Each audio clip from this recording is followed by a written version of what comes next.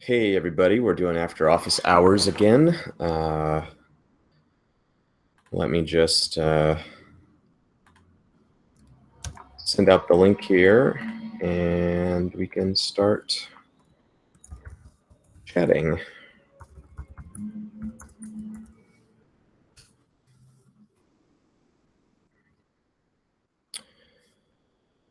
Sorry, YouTube. You get to watch this awkward beginning bit where it hasn't actually started yet. So sorry about that, but that's just how it goes.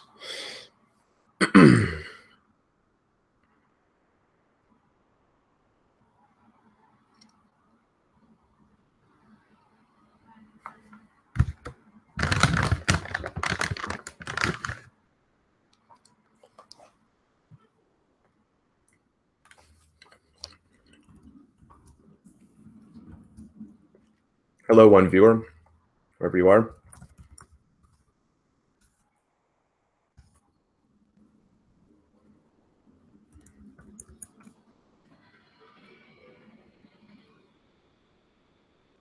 Oh, did I send out the link again where people are joining instead of watching? Sorry, Phalanx. I've done that before. Let me get the actual link.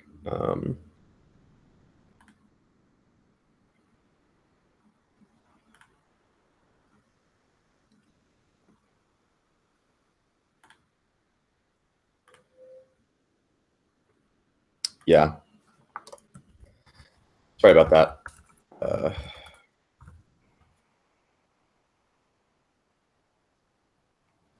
Whenever I go in here to get the link, it. Hi, Michael. Sorry, I didn't mean to invite you guys to the actual call.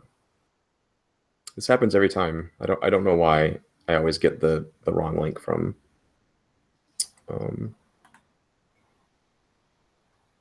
G Plus, but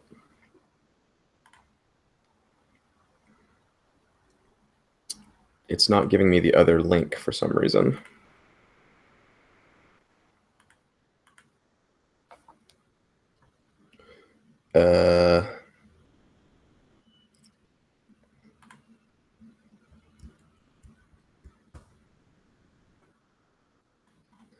Uno momento, por favor.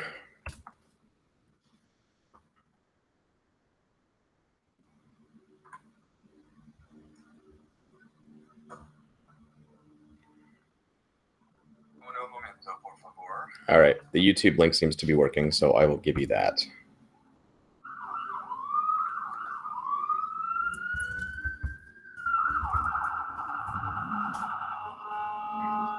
All right. Sorry about that, guys.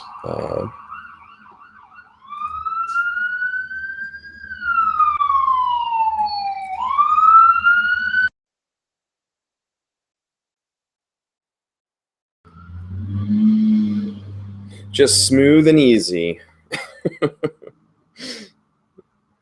Yeah, the blue coats are totally after me. I live on a street that's a corridor for fire trucks, police cars, and ambulances. So I've gotten used to it.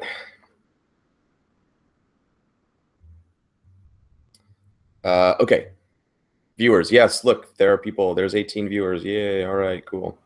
So, hey, Adam, what's up? If you want to ask questions, you can use the Q&A dealie in Google, or you can use Adam's Twitch chat, which is ironically probably the easiest thing to do. Or I think I can also open up the YouTube page and mute myself so I can see your questions there,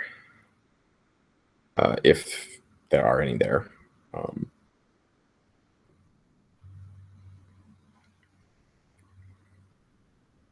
Yeah.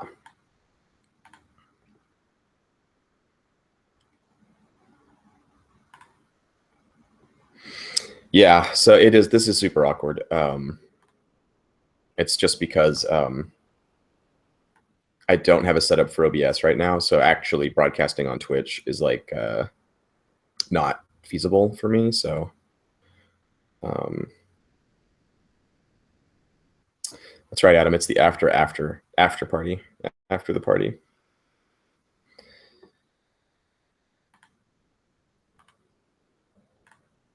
So yeah, let me open up the Q&A thing.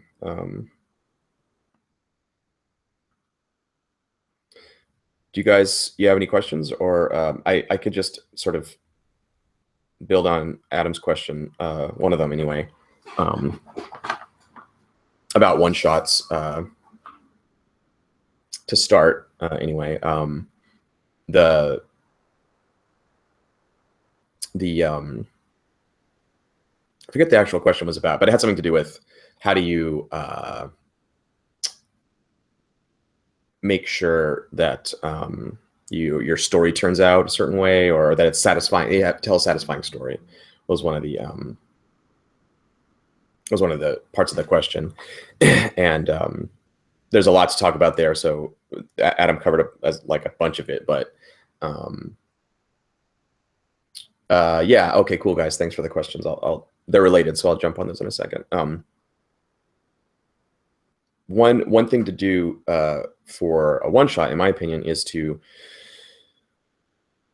well, it's basically to do what Luke does with the Burning Wheel one shots. It's the way I like to GM anyway. Like, yeah, you know, everyone has their own ways, but if you run games like the way I do, it's just a smaller sandbox, because I like to just play a game that either leads you to create interesting characters or to make pre-gens that are automatically interesting, and then follow those characters and see what they do. That's what gaming is to me. It's not about stories and plots. It's about having an interesting situation and characters and the collision of those, and you just see what happens. And good stories come out of that, right? But you don't have, like, no one has to be in charge of the story. So yeah, so like the sword for Burning Wheel is a group of pre-generated characters that all have conflicting interests, and they all want the same thing, kind of. And you start, you know, at the moment when things have come to a head, and play to find out who gets the sword and who lives and who dies, and that kind of thing. So Lady Blackbird is like that too. It's this group of characters that all kind of fit together in a certain way at this moment of crisis, where they have to escape from danger together and work together,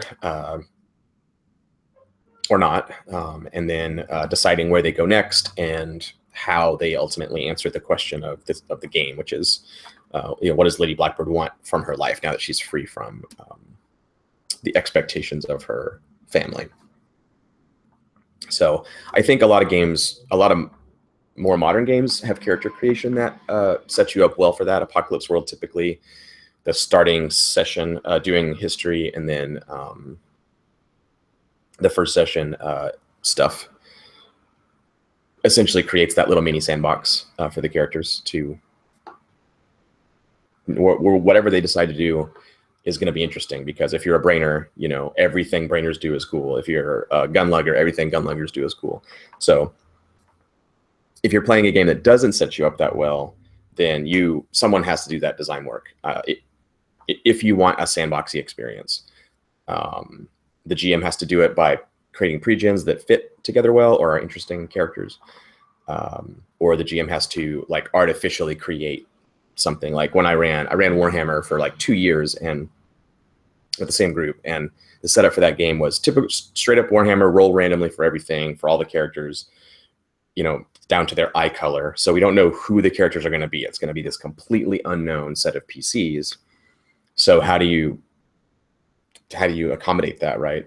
In classic Warhammer, you're just adventurers, and you're probably going to fight Skaven in the sewers or something, and that's super fun. That's a fun game.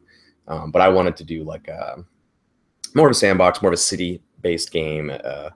So I said everyone is the child of this parent who has died, and you've come back home for his funeral, and you all show up, and the only people who came to the funeral are his creditors, and they're all there demanding payment, and you have 108 gold crowns in the coffers, and you owe 526 gold crowns, and here's all the people there and who you owe money to and what they want.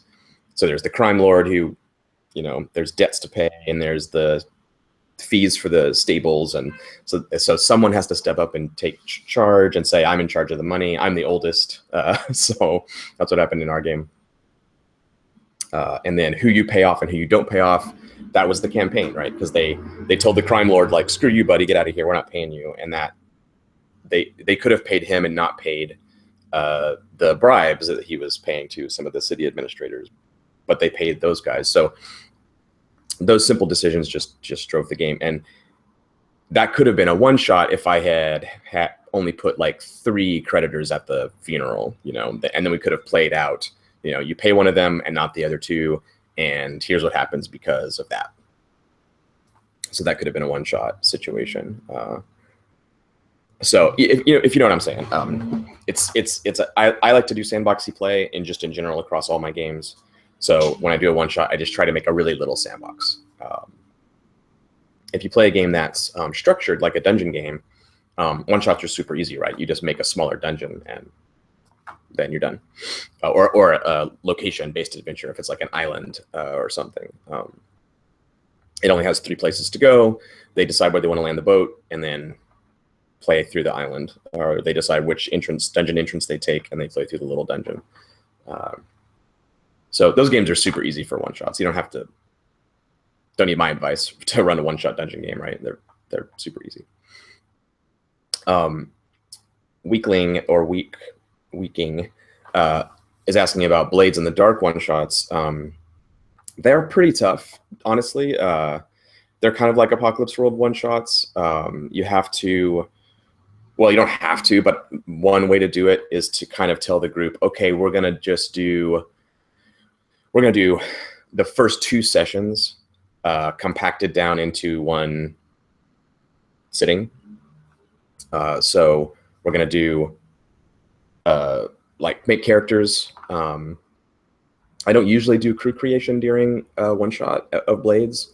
I ask them, you know, do you want to be thieves or smugglers, or do you want to be a cult, or do you want to be assassins, or, you know, whatever, like kind of give them a choice, but then kind of just let that inform what they're doing, and you don't have to step through all the crew stuff for a one shot. And what I try to do, like an Apocalypse World one shot, you do pick playbooks, choose your special abilities, do history, and do vignettes around the table. Where are you today? What do you do on a typical day?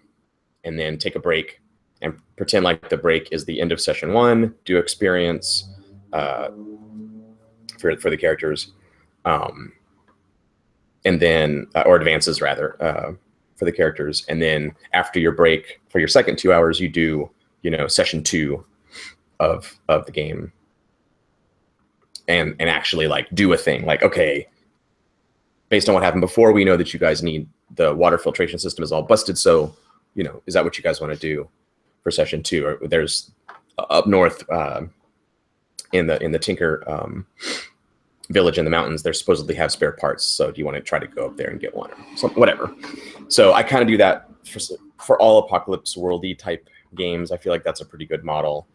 So for Blades, you do that first little bit, and then instead of following them around for a day, you throw out the idea of choosing a plan and a target, because they'll have assigned their rivals and their friends on their character sheets. So you can pick a rival and be like, oh yeah, this guy, like he's pulled one over on you in the past. Do you want to get revenge, or do you want to take him down a peg, or whatever? And then get them to have a conversation about how they want to deal with it, what plan to choose. And that's generally an interesting conversation. What type of crew are we? Do we go and beat people up and kill them? Do we sneak around? Do we make deals with our contacts? Is it a social plan, you know? And then provide the detail, which might be, you know, scouting and casing the place, or talking to friends or stuff like that. then do the engagement roll and the setup for the thing, put your cliffhanger, do a break there, to take a 5-minute break, come back and do the caper and the downtime. That's a good structure, I feel.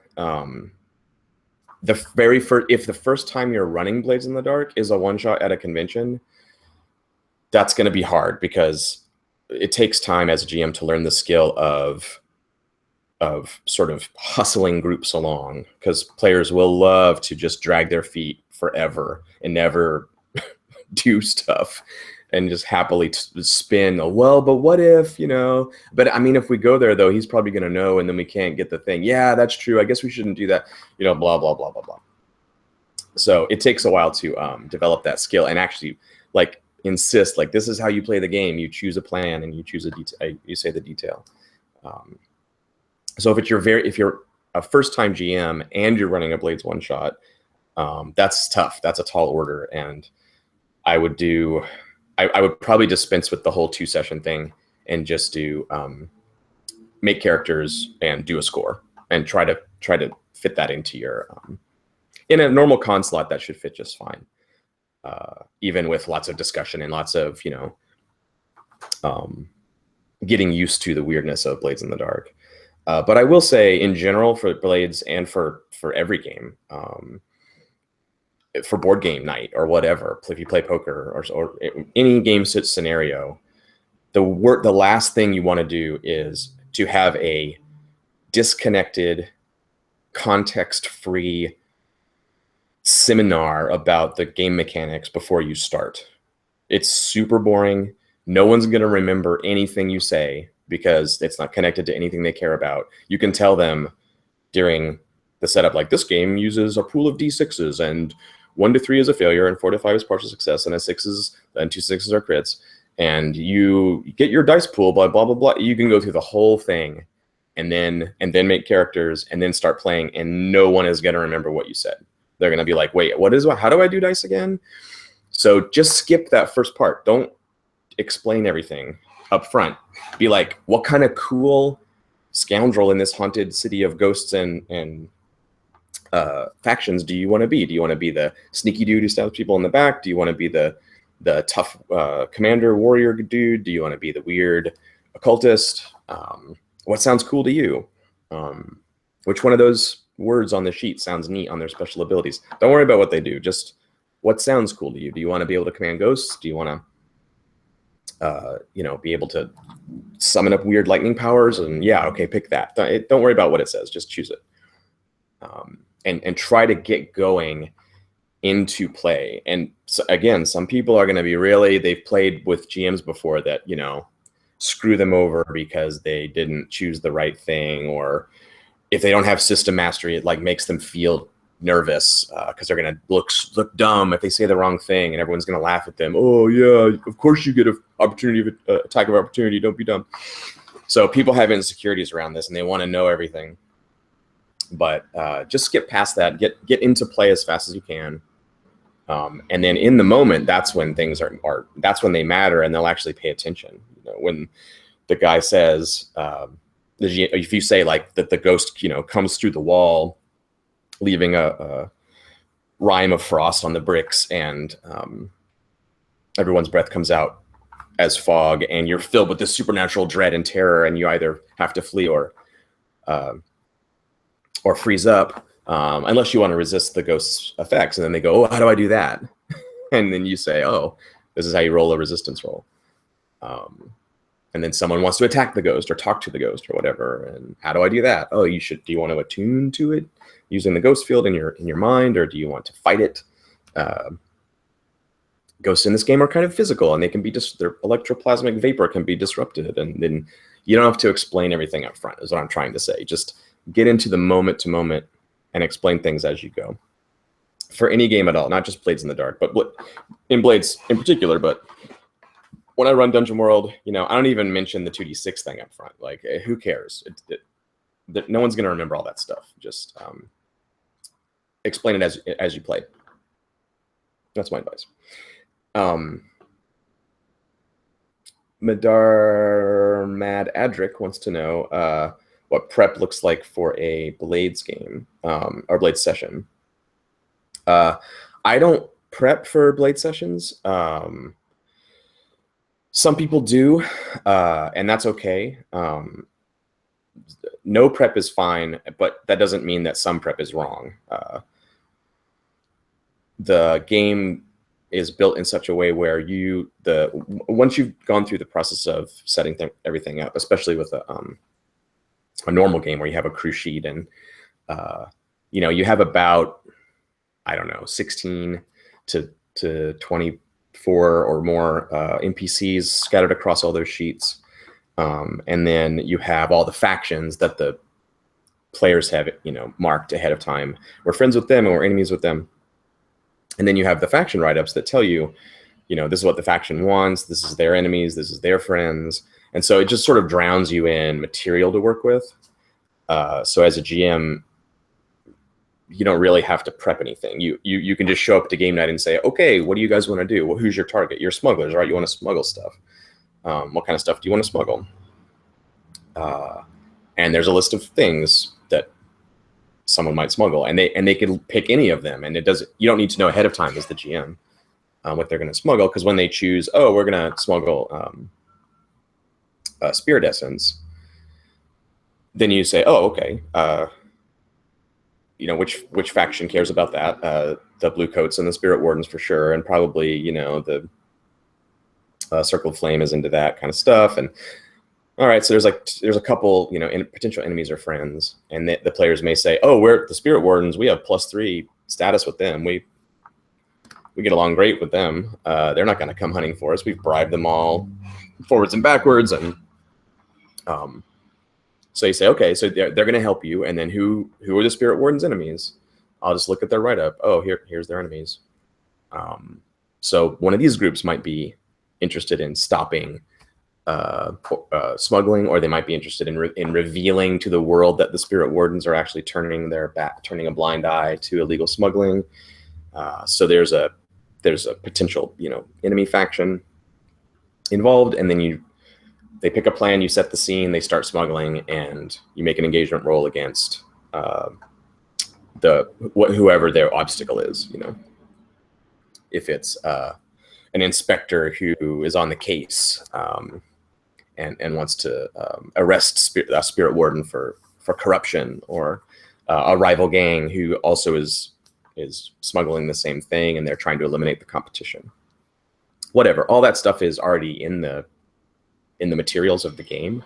So if you don't feel comfortable sort of winging it in the sense of during the session, like paging through and looking for those things, then you might want to do prep just to read the factions, to make some notes about who's positioned, who are their friends, who are their enemies, what do the NPCs want, and what are they afraid of, and what methods do they use? Are they social types? Are they fighting types? Are they occult types? But then during the game, you're just playing your characters and you're describing the city.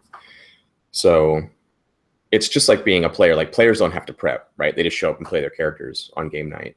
And I try to make Blades a type of game where you can do the same thing as the GM. You don't have to, you show up and you play your NPCs and you play the city. But you don't need to prep anything, really. Certainly you don't need to prep acts or story beats or anything like that. It's not that type of game.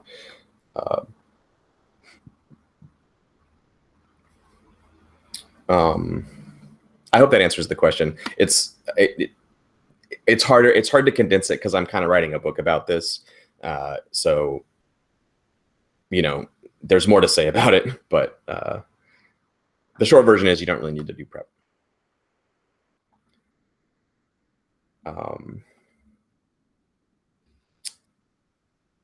Yeah, Dark Lavender Void's asking about Burning Wheel. Honestly, I think Burning Wheel and the Adventure Burner together encompass all of the best techniques and advice about how to run that game. So I don't know if I can add to what Luke has already written on the subject. It's very good and thorough and covers every last thing about being a Burning Wheel GM. So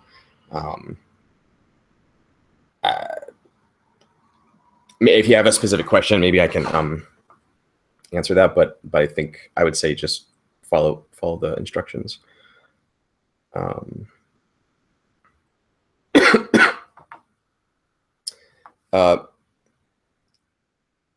Mr. Worst wants to know how would I advise a new GM to learn Blades in the Dark? Yeah, I mean, again,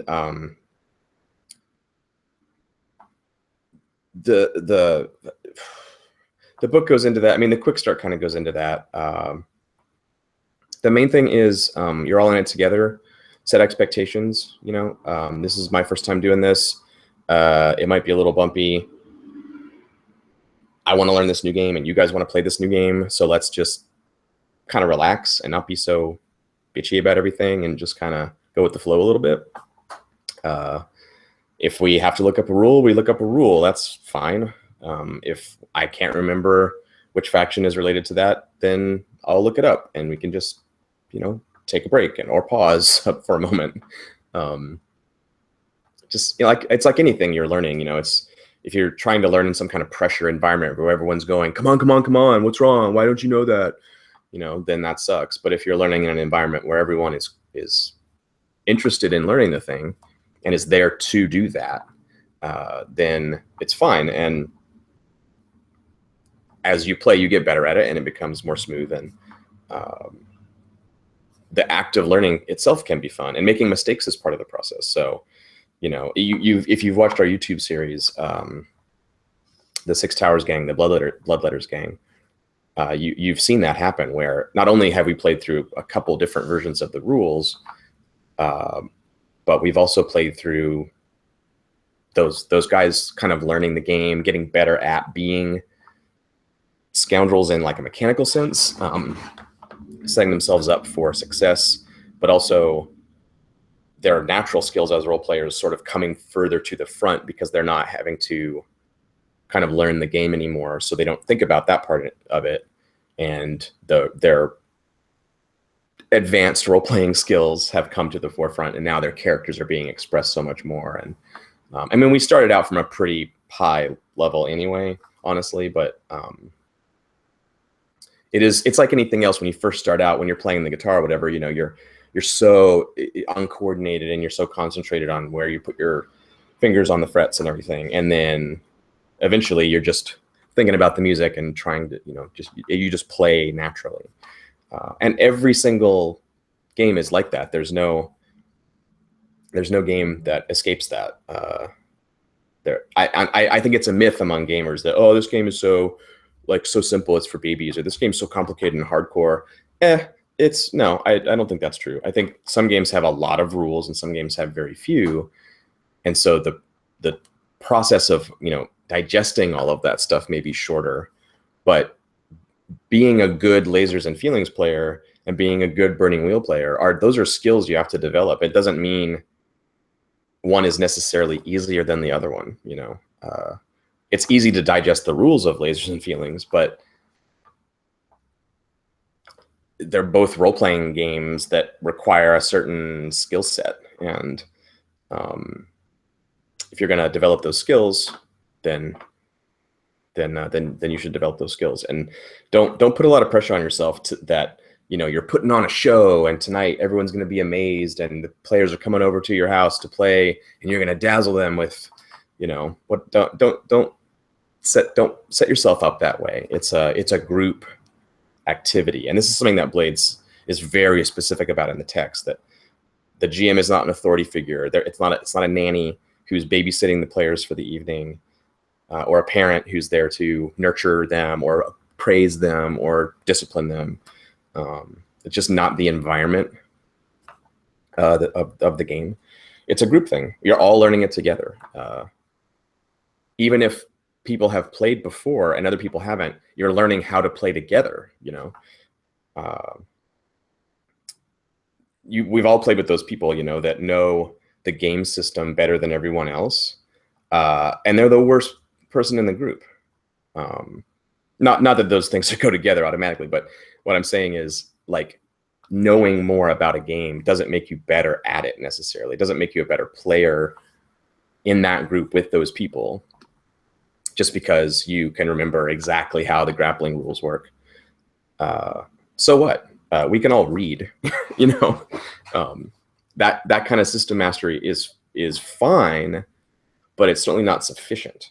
It doesn't magically make you good in this group of people doing this thing right now.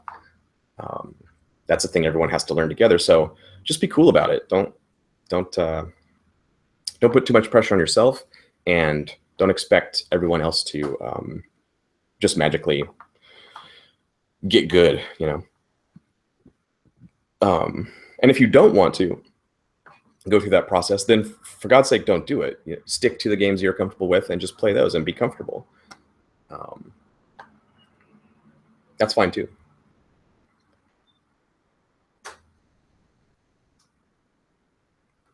What else do we have here? We've got a lot of questions now. I've got some time though. I'm going to answer some of the ones on Twitch first, and then I'll go to these Q&A questions that you guys just dropped in. Thanks for doing that, by the way.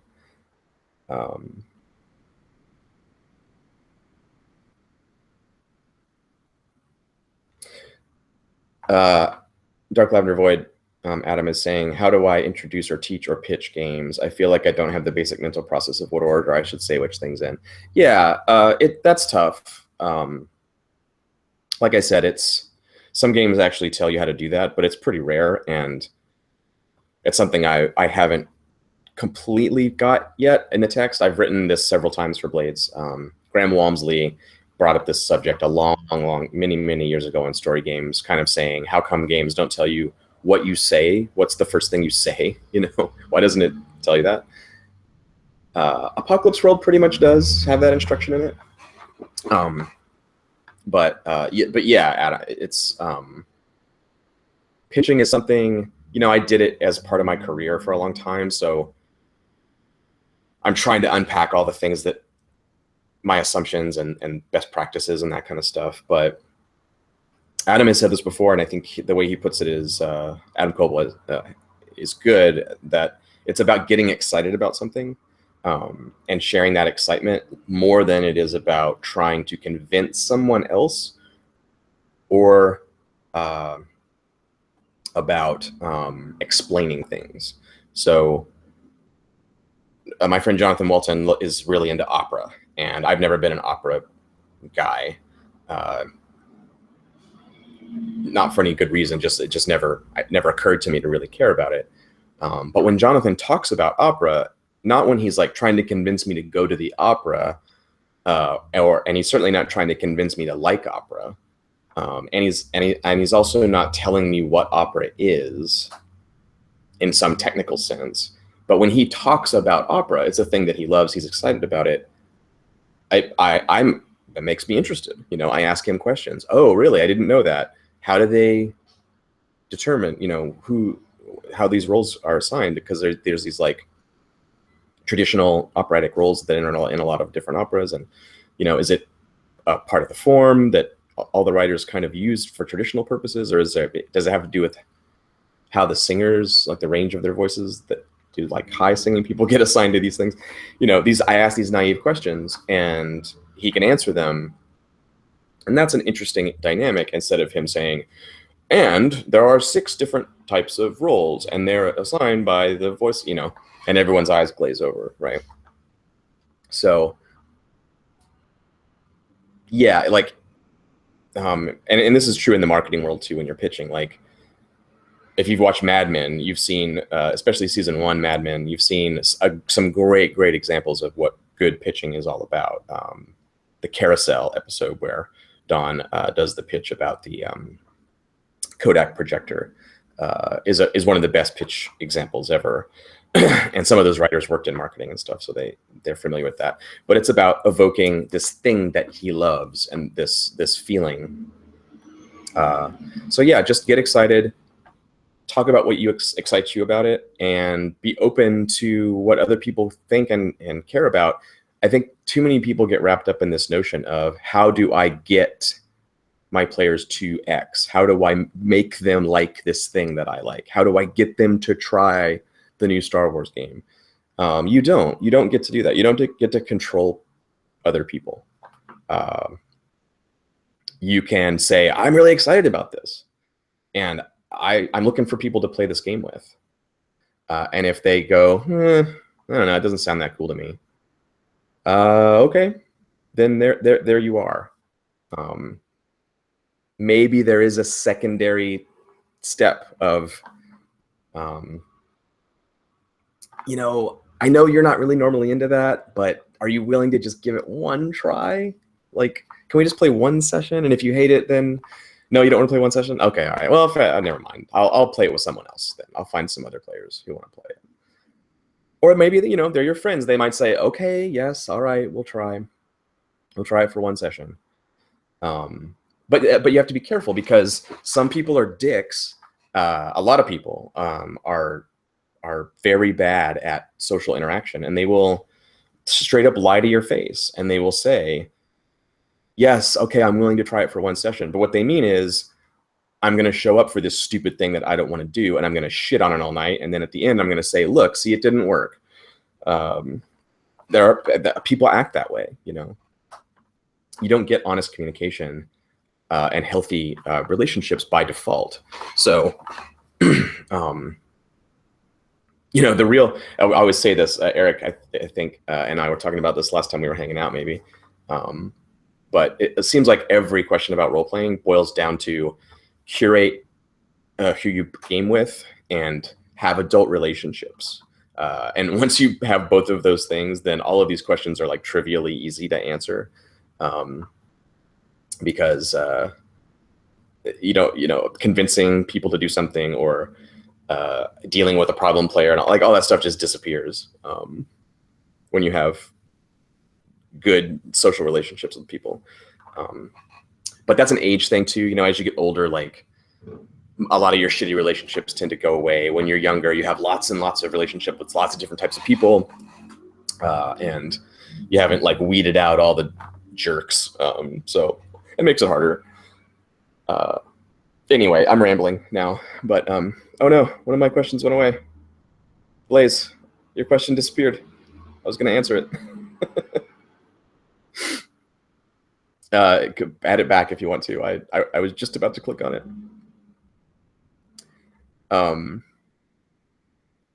So Patrick is asking, here it is.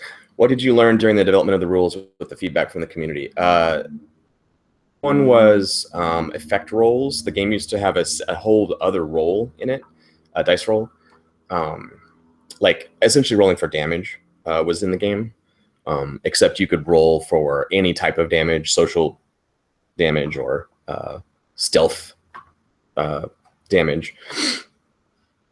And it was a pretty basic idea in gaming, right? There's like a skill roll and a damage roll, pretty standard. And so I like abstracted it out to cover any type of action, and it seemed cool. It seemed friendly to gamers because people are used to making a skill check and then making an attack roll and then making a damage roll. And then in practice, seasoned gamers were like, "What is this crap? Why am I rolling for effect? This is dumb." Which was a big shock to me. I was like, "Oh, okay. I don't know why this would be a problem. It seems pretty basic." And so at first I was like, you don't know what you're talking about. I'm just going to leave it in. But as time went on, it turned out they were right. It was, the game just didn't need it. It was this unnecessary step, and it kind of had some of the problems that all games with damage rolls have. You know, where your attack roll is really good, and then your damage roll is really shit, and you're like, oh great, that was a waste of my time. That was a weird reversal, you know. So yeah, we just pulled it out and made effect all fictional positioning, and then there are a couple of mechanics that tie into it that kind of bump you up and down in like how much effect you have on something. But so that was a big one. And then just lots and lots of little changes in presentation and how I describe something and how much content should be in the game, where I should expand and where I should cut. Yeah, just lots of usability things. That was the big one, and expanding the scope of the game a little bit. I had initially been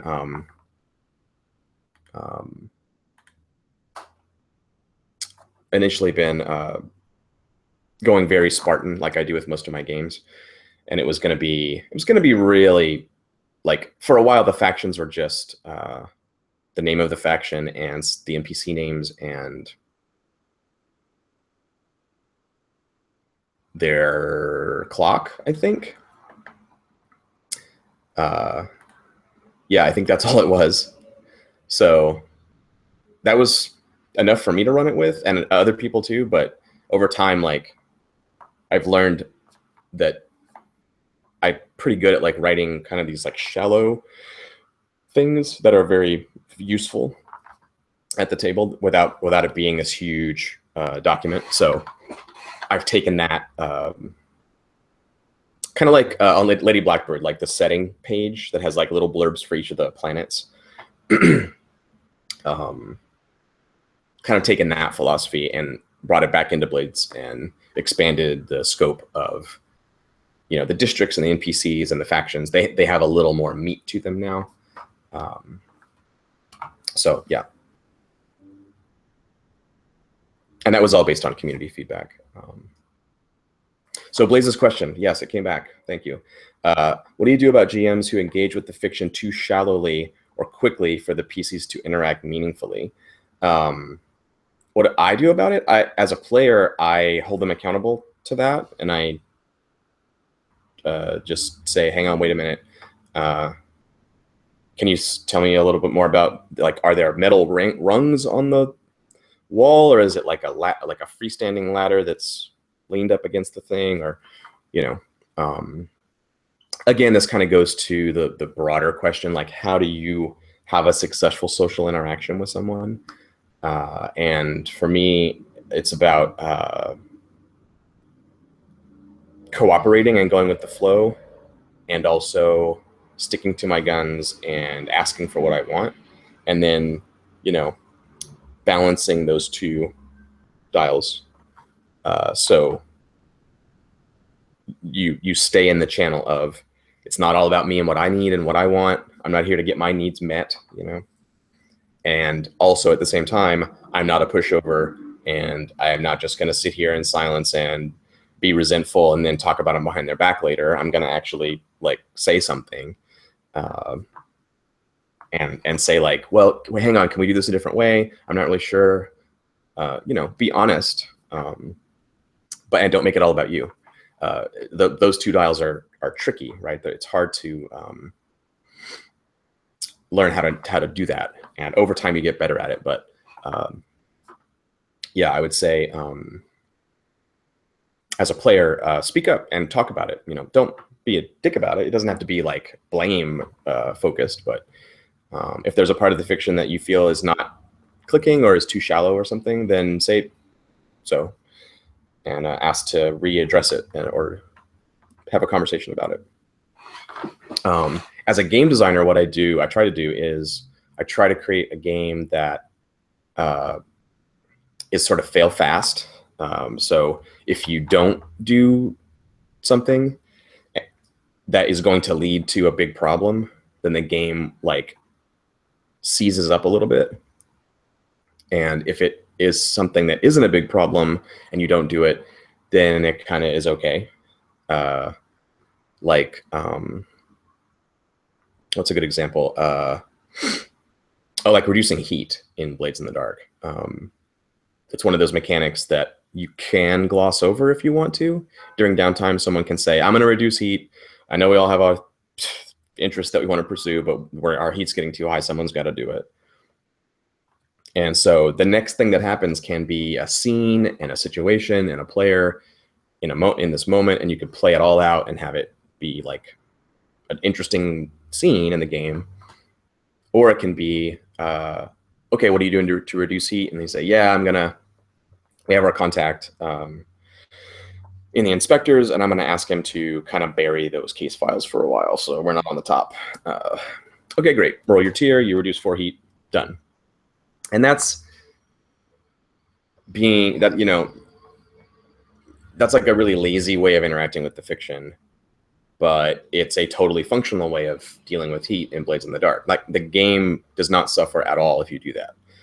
Reducing heat is something that needs to happen, but it's not something that needs to matter.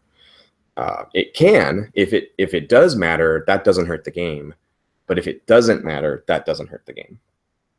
The places where it does matter is places where the fiction matters a lot is choosing position for your roll and determining effect of your actions and determining which action you're rolling and determining which target you're attacking or preying upon and why. So all of those things really need the fiction. And if you don't engage the fiction strongly in those parts of the game, it just dies. Like, you can't know the position for the roll you're making if the fiction isn't clear enough to know. You can't know how much effect you're having if the fiction isn't clear enough to know. And you can't know what action you're rolling to begin with if the fiction isn't clear enough to know. And you can't do any of those things unless you have a victim to prey upon in the setting. And you can't choose a victim to prey upon in the setting unless you know stuff about them and why you would do that. So, yeah, as a game designer, and I learned this from great game designers who came before me. And I didn't come up with this, but this fail fast idea is a good one. It's a good thing to build into your game designs, where if you can let both things happen according to the needs of your game, either glossing over it or crashing real fast when you try to skip over something. Like, for example, Dungeons and Dragons is a great classic example, right? In Moldvay, if you watch the Adams series, you know, where just fictional positioning is huge because you can't process the game without it. You can't know what mechanics to engage, and even during a combat round, like, what kind of stuff you can do is really dependent on those fictional details. And you take that same Dungeons and Dragons game with initiative and movement rates and attack rolls and armor class and everything else, and you put it on the grid, on the like 4th edition grid, and there are rounds in a 4th edition combat where the fiction doesn't matter at all. It's because we know I'm adjacent, and there's no terrain features. There just happen to not be any. And my initiative comes up, and I know my attack bonus, and so I roll it against your AC, and I hit, and I roll my damage, and we don't have to say anything at all about how that goes down, or what I do, or what you do, or what it looks like, or anything, and it just skips on past. And a lot of people say this is a bug in 4th edition, and I can see that argument. But at the same time, that tabletop battle game of 4th edition doesn't need every single combat round to be a rich and interesting fight scene from a movie. It needs to gloss over a lot of that most of the time, and, you know, resolve how much damage you do and move on to the next player. So is it a feature or a bug? I don't know. I'm just saying that it depends on the needs of your game. There's no answer about how much fiction should be engaged or how little or whatever. It's all about what the goals of this game are and how you're trying to address them, excuse me, and what suits the thing you're trying to do. And someone else doing the exact same project scope or spec as you may make different decisions about that, and that's fine. You end up with the Shadowrun versus the Sprawl versus Blades in the Dark. Of those, there's many others too. Crew-based heist games, you know, they'll have different answers. So, yeah, I hope that answers the question. I went a little ranty on that one, but yeah. Let's see what else we have.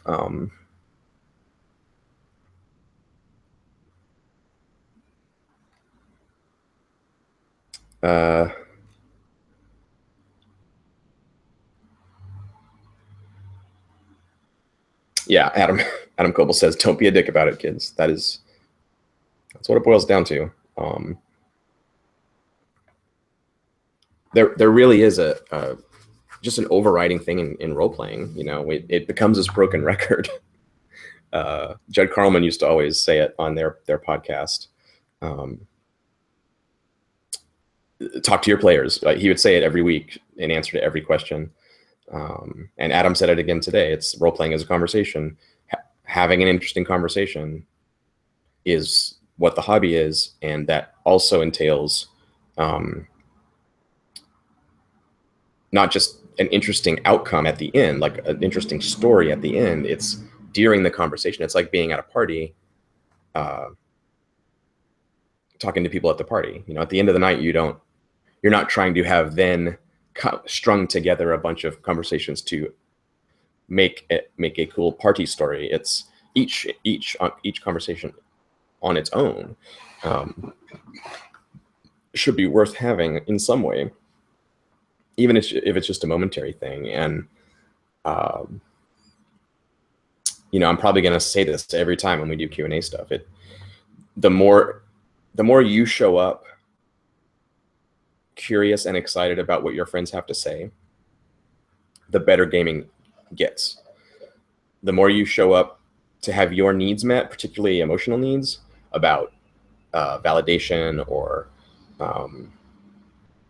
having your creative ideas accepted, or making sure your character gets the ring back, or getting that 5th XP tonight because you've been waiting to level up for 2 sessions and it's starting to piss you off. You know, the more it's about that, the worse your gaming experience is going to be. So especially for GMs, but for everybody, if on the way to gaming, if you're like, oh man, I can't wait to find out what Cantor does about how he just ruined his life, and I'm so excited to see what RC does about the deal with her husband, and you know, man, that changes everything, right? And it doesn't mean like your needs don't matter. It doesn't mean that you shouldn't advocate for your character or advocate for your own personal interests. You totally should, but if you're not like interested, if you don't care what your friends have to say, why bother? You know, that's got to be up there on your hierarchy of what you're trying to get out of the game, is to hear what other people have to say.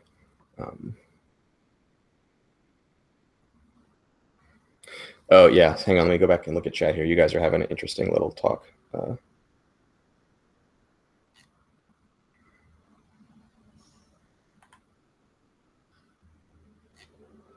Yeah.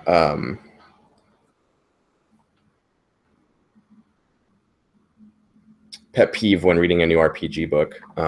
That's a really good question. I should do a whole show about that. Adam and I should do it together, and we can just constantly high five. Yeah, Adam says his is mushy advice instead of rules, stuff that says you could do this or whatever if you want to, instead of roll this when this happens. Yeah, that's a big pet peeve of mine too. But it's a pet peeve of mine because, not because advice is bad, but because people mistake whether, like, what the needs of the game are here. They think that it needs advice here when it actually needs a rule. That's what annoys me. I think it's fine to have advice and commentary and optional whatever. That's all fine in a game, but it's not fine when you ought to have a rule for this and you've omitted that rule, and instead you've said at the end of the session the GM gives out XP according to, you know, who's a good role player. Like, that's just mushy nonsense. The game needs a rule for how you get fucking experience points and advance. If there's advice about how to, you know, present an NPC to present their personality quirks or whatever,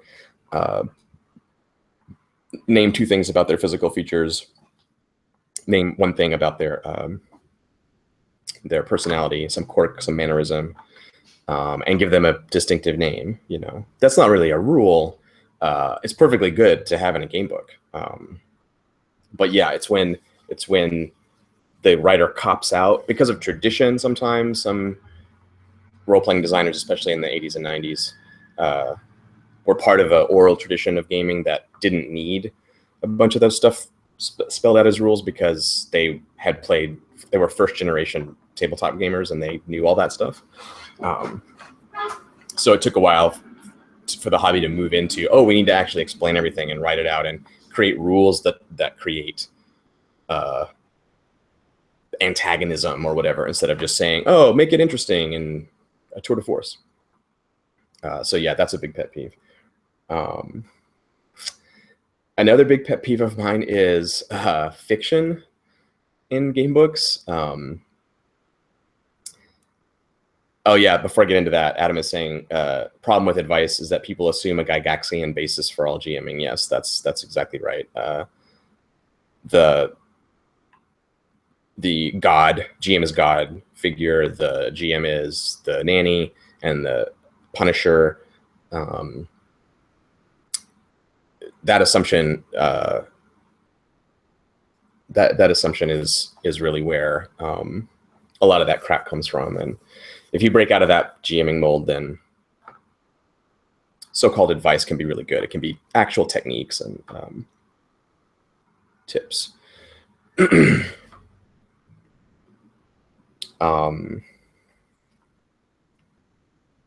Yeah, so fiction in game books. Man, it sucks. It's the worst. And it's not because the fiction is always bad. Sometimes it's actually really good. There are cases where there's been some really good fiction writing in game books. But geez, it's just such a misunderstanding of what we're trying to do here, you know? Reading that 8-page story at the beginning of the book, like in theory, it teaches you about the setting and the tone and the themes and gets you amped to play the game. I've never really engaged with it on that level.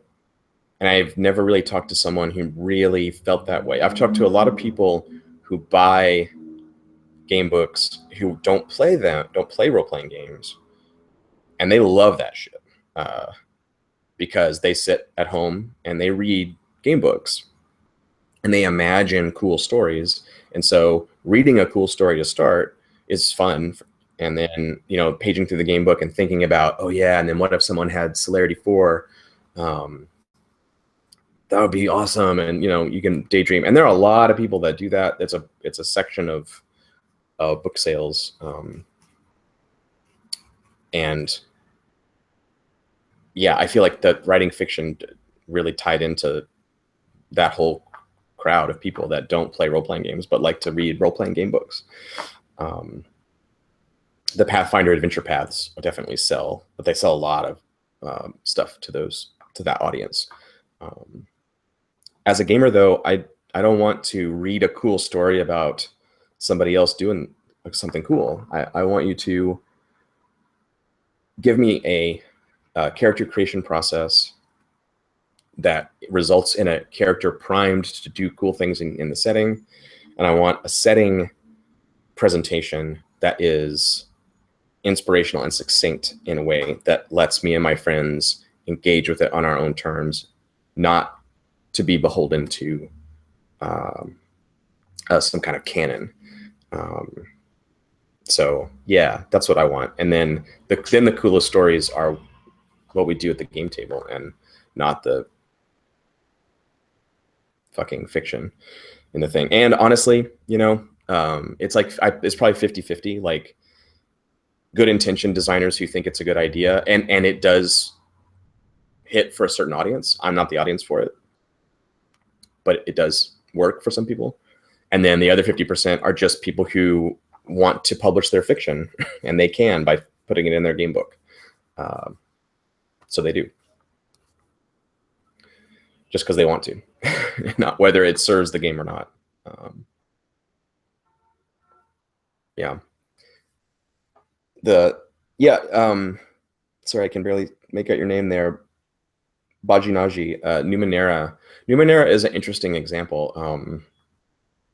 It's a game that has cool character classes that definitely, like, all of those character classes, you're like, yeah, okay, I could be one of these. I could be a cool Jack or whatever in the strange post-apocalypse, and they have cool abilities, and you can kind of like imagine what they do.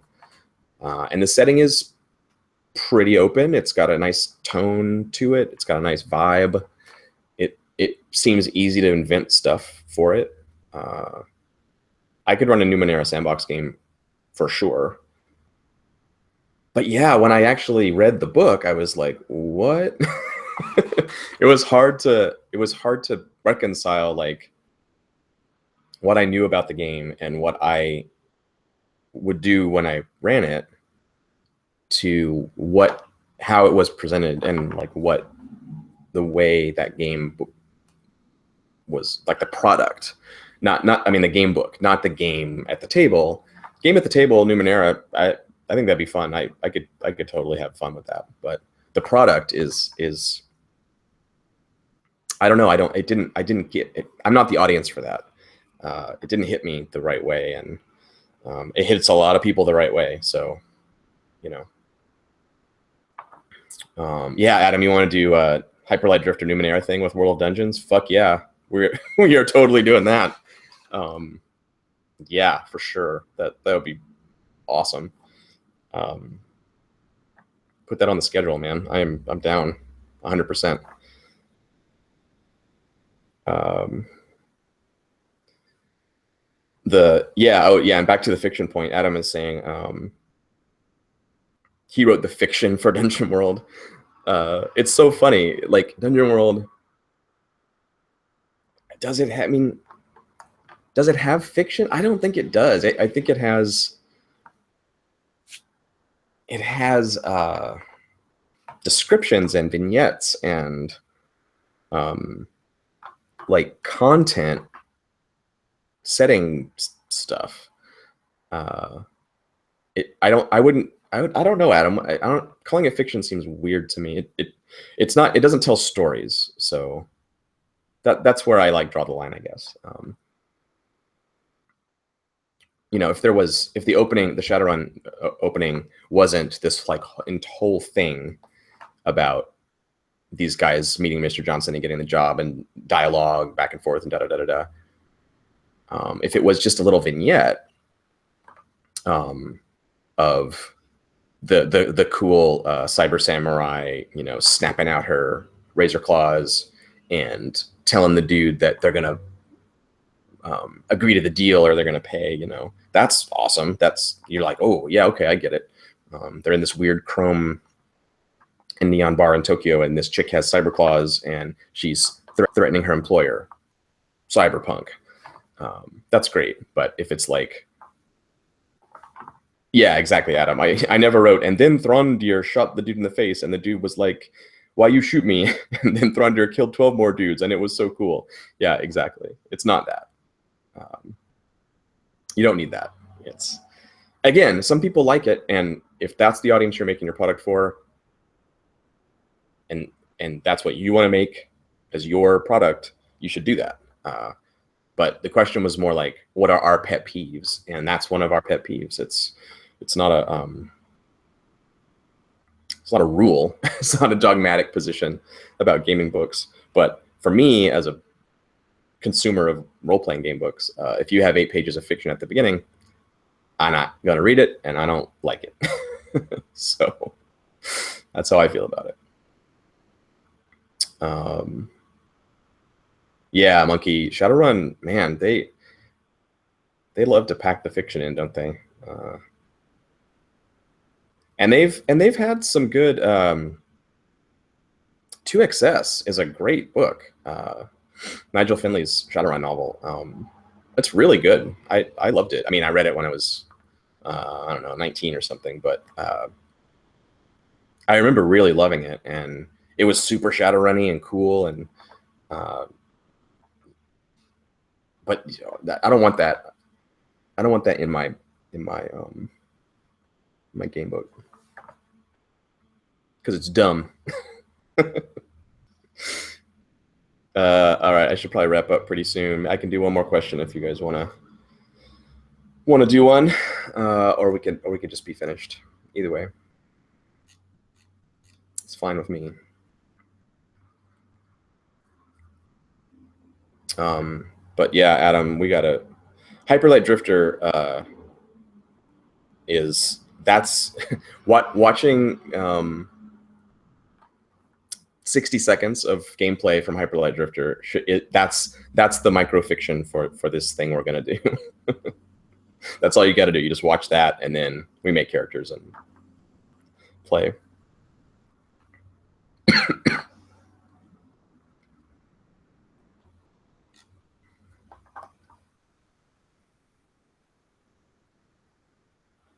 Yeah, so this has been good, everybody. Thanks for hanging out again for after office hours. This is fun to do. Thanks for sticking around, Adam, as well. Eventually, like I say every time, I got schemes about a new PC rig for gaming and streaming and stuff. So it won't be this janky Google Plus and Twitch thing in the future, but I haven't got that set up yet. So somewhere down the line, this will be a little easier to engage with. But I appreciate you guys being patient and willing to use 2 different platforms too. And thanks especially to Adam for having an awesome show, and to you guys for asking awesome questions and making me want to do it too. You know, I'm watching Adam on the trapeze, and I'm like, oh, that looks like fun. I want to do that. Yes, Adam. I would love to be on office hours with you sometime. That would be great. That'd be super fun. Yeah, that'd be fantastic. I don't want it to like. I don't want to glom on to your show, but you do a great job solo. But I think we would have a good conversations about various questions. So yeah, feel free to invite me anytime, and I can jump in. That would be dope. Yeah, and there's some other ideas I have about streaming stuff that Adam may be involved in as well. So we'll keep you guys posted as I get up to speed as a Twitch person. Then that'll start to happen more often. Yeah, one thing I really am wanting to do is the same kind of thing, but including, and maybe Adam is thinking along these lines too, but having questions, but not just experts involved. Like I want to include, newcomers. They're like the way they think about these things as someone who maybe just started role playing, or as someone like Dodger maybe, or Caitlin, or that, because they're going to have really interesting perspectives that we don't always remember from back in the early days when we first started gaming. So I think that'd be fun to see that side of things as well. So I'm hoping to rope in some novices into some of this stuff too. So that'll be fun. Yeah, cool. All right. Thanks everybody. And oh yeah, Adam, Triss, for sure. Man, I just want to play games with Triss. She's awesome. I'm loving that D&D series. It's fucking dope. I'm behind, but yeah, really cool. So, all right, I got to go. I will see you guys next time. Thanks for hanging out. Later.